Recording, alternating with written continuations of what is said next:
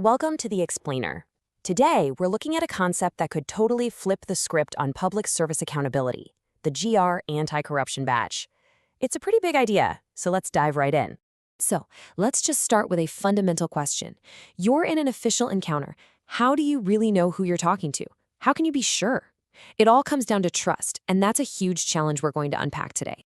And that very challenge, that gap in trust and verification, is exactly what the GR Anti-Corruption Badge system is designed to tackle head-on. The goal here is pretty ambitious, It's to build rock-solid, transparent bridge between officials and the public. The whole idea is to close off those gray areas where doubt and, let's be honest, corruption can start to creep in. Okay, so what is this system really? How does it actually work? Let's peel back the layers on this blueprint for transparency. So at the very heart of it all is this smart identity badge that public officers would wear. And as you can see here, this is way more than just a fancy ID card. It's really the central hub of this whole accountability network. To put it simply, think of it as a wearable gadget that does two really crucial things. First, it tells you exactly who the officer is. And second, and this is the game changer, it creates a public, verifiable record of their official interactions. And here's what you'd see right on the front. It has a digital e-ink display, kind of like a Kindle, that shows the officer's name, their service, where they have authority, and importantly, a unique QR code. It's all about giving you the key info in an instant. But just showing information, that's really only half the story. The badge is an active device, always ready to document what's happening. And this is how it shares that information. There's an onboard camera that records official incidents. Then a built-in SIM card, just like in your phone, zaps that video and GPS data out in real time. And where does it go? Straight to a public web profile for that specific officer. Now, this is where the system gets really interesting, because it shifts from just being a tool for the bosses to a tool for you. It literally puts the power of verification right into your hands. And the whole process is designed to be super simple and fast.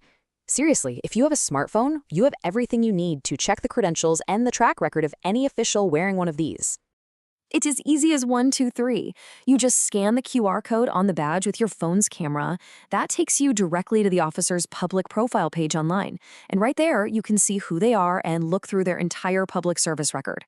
And this profile isn't just a name and a photo. No way. We're talking about records of incidents, any complaints that have been filed, how those complaints were resolved, official recommendations, even reviews from other members of the public. It's the whole picture. Of course, for any of this to work, you have to trust the system itself, right? The badge has to be secure. Its own integrity is absolutely crucial. And that gets us to a core design feature. This thing is built like a fortress. It's engineered from the ground up to be completely tamper-proof. It's a sealed unit made specifically to resist any funny business. And this speaks volumes about the philosophy here. The officer wearing the badge can't mess with it. They can't open it. They can't turn it off. They can't modify anything. There are no parts to take out, and all control is handled remotely by a central authority. So the obvious question is, what if someone just tries to smash it or block the signal?